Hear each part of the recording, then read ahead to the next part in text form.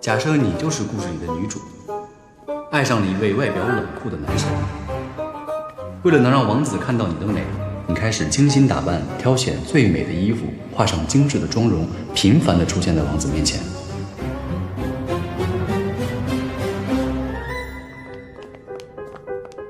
因为穿了不习惯的鞋子，让你不慎摔倒，终于引起了王子的注意。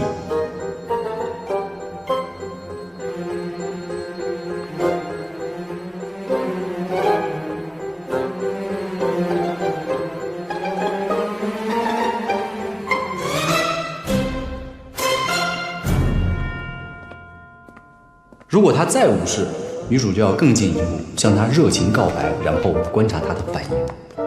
我喜欢你，你说过了，我要当你的女朋友。已经是了。我要是那种真心相爱、能给我爱的感觉的那种。眼神太腻，离我远一点。裙子给我换了。为什么呀？不都是说裙子是男人的浪漫吗？而且这个长度刚好可以露出绝对领域，是绝对的萌点。不信我转圈给你看。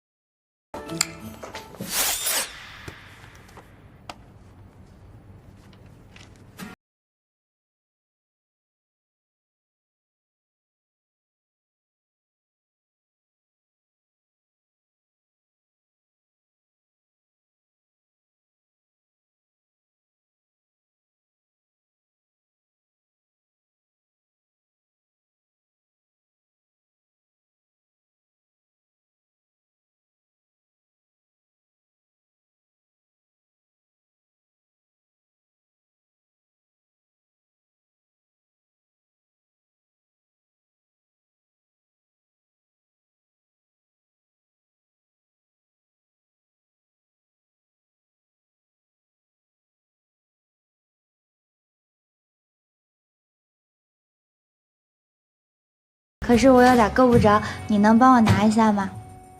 第二招，后方拿书。女生因身高不够，踮起脚，却无论如何够不到高处的东西。这时候男生出现在她身后，一抬手，两人手指微微一碰，暧昧的空气自然流淌。